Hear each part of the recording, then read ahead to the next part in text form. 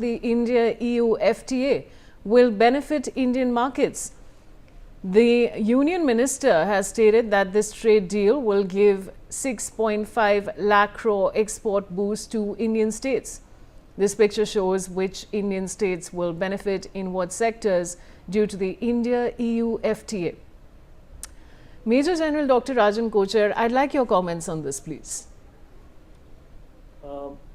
It's very significant statement by the Commerce Minister, and you know why I'm saying it is that it is going to create a funnel now between Europe and India. Europe has a large market for Indian goods, and it was not being exploited earlier because we have cheap labor in our own country. The cost of manufacturing all these items, as we talk about gems and jewelry, leather exports, textiles, because textile is one industry which has been badly impacted after the US tariffs.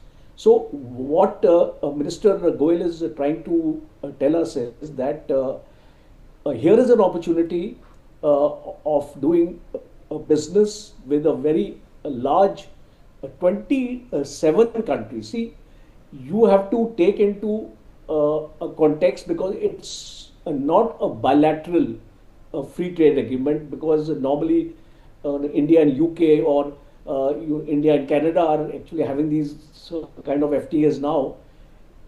It is going to be an FTA with the 27 countries. So that is the impact one has to see from here, because it's only a matter of time. This ratification will take place in the European Union, then it will go to the European Council, and it's a matter of 6-8 months. In my own assessment, I think by the end of this year, this agreement should be functional.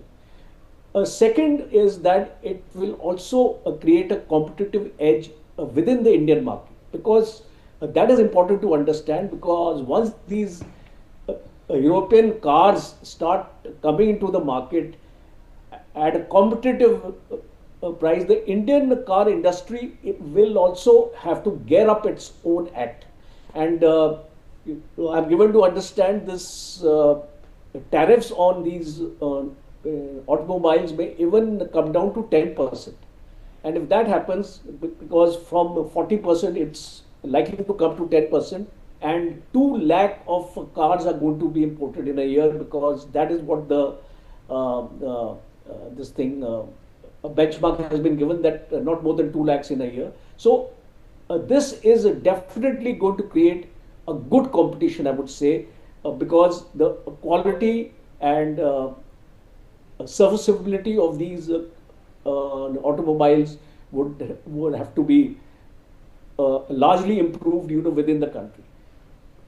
The next aspect of Commerce Minister's statement here is that we are now looking at an alternative supply chain route, and with the IMEC also coming in, because in the larger context, when the Commerce Minister is factoring all these things, it is also presumed that the trade routes will also open in a manner that it will be far easier to trade with all the European countries than what is happening now, because right now there is an issue in the Middle East, and when your instability is there, the Red Sea is impacted, the other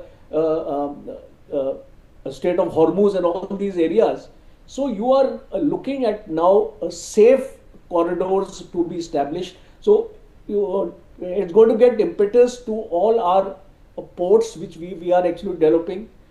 The Gati Shakti Yojana will also actually get impetus now, with the industry finding an outlet or a new market. So we are all talking about market dynamics today, and when an entrepreneur, or if you have these startups also, I believe there is going to be a startup hub also here of Europe. So all this kind of technology which our startups lack today, they will be able to get this technology from the startup hubs which are going to be established in the country at various places. So we are definitely going to see a large contribution in terms of cyber, as you mentioned, because it is extremely important. Tomorrow, the first attack on any country is a cyber attack. So we want to ensure that we have enough of safeguards and firewalls available to us with the kind of technology from the European Union coming to us. So in the larger perspective, I can sum it up in a way that it's a great economic boost to our manufacturers in the country, and already this manufacturing industry will have to gear up to these challenges now. Government support will also have to be given to them in terms of taxes and excises and things like that. So I think overall it's going to be a very, very conducive environment for trade. Right. I'd request all my guests to stay on with me. I will come back to you. Now, Union Minister Piyush Goyal has also now confirmed that labor-intensive sectors are set to get a big boost, helping our exports leapfrog with the India-EU FTA. India is set to get a direct entry into USD 2 trillion industrial market. In the leather and footwear sector, tariffs have been cut from 17% to 0%. The Union Minister has also confirmed that there will be immediate duty on 100% tariff lines and value. I want to now go across to Monica Verma, Foreign Affairs expert. Monica, this is of course a very important and a welcome development. How do you see it? Well, like I was saying in my previous comment also, that we are a country of, 1.3 billion people, and a large population of us is always looking out for jobs. So, I also spoke about the demographic dividend. So I think anything that benefits the labor-intensive manufacturing sector is not just welcome, it is heartedly welcome, because, we are always looking for avenues to generate jobs for our youth. And all these incentivization that the government has already done in the previous years to make sure that there are factories in all the corners of the country, they are up and running. So I think that's actually a great development, because all these tariff cuts which are now going to take place, gems and jewelry we've already talked about. We've talked about textiles. Now I'll kind of bring in another element, and which is the small and medium industries, the ones who are producing engineered products. So I think there also India has a good chance. We have many new companies coming up like Bharat Forge and so many others. And I think these companies will, Motherson also, since I live in the NCR where all these factories are located. So I think it's very personal to me. I'm very happy that all these factories will be getting access to the EU market, and when this manufacturing will take place. So like some back of the palm calculations, they informed me that it's going to create a market of certain, $33 billion. So that's a huge opportunity that at a time when India is trying to become a part of the global supply chains, at a time when India is trying to, strike its own destiny as one of the leading manufacturing countries in the world, nothing can come close to this. In fact, I also, since I come from international relations background, I would like to bring one more fact to your notice and to the audience, notice that we are not just signing a trade deal. What we are actually doing is that we are signing a sort of a strategic agreement. So along with the trade deal, we have also signed a strategic roadmap with them lasting throughout the 2030s, and where the European Union, all these countries, this whole bloc is saying that India is going to be a very important, a very formidable partner for them.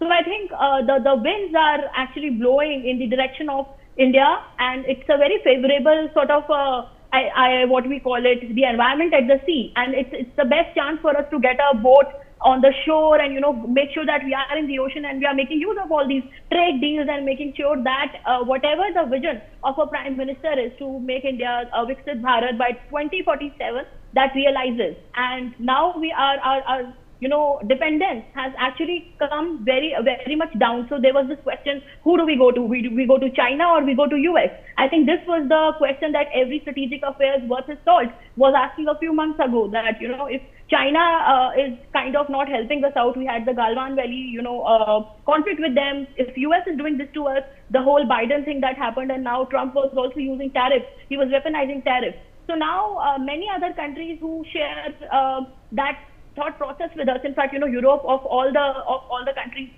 of all the continents, actually not countries, but of all the continents, Europe, Western European countries specifically, they were after our life and telling us not to buy stuff from Russia. But now they have chosen to ignore whatever inconvenient truth there was in the EU and India relationship, and they are happily looking at India in a very objective manner, that it is the third largest economy, not really third largest, but yeah, the fourth largest economy, soon going to be third largest after replacing Germany, maybe by 2027. And so they are looking at us as this emerging market with a lot of optimism, with a lot of opportunity that India is going to create. So it's a win-win situation for both.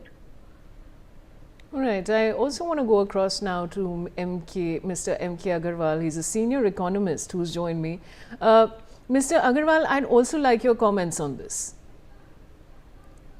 Yeah, in fact, the type of deal that has been struck today between India and European Union, it is having its own relevance in the current perspective, particularly, and in current global perspective, this type of deal definitely assumes the significance of mother of all deals, trade deals. Why?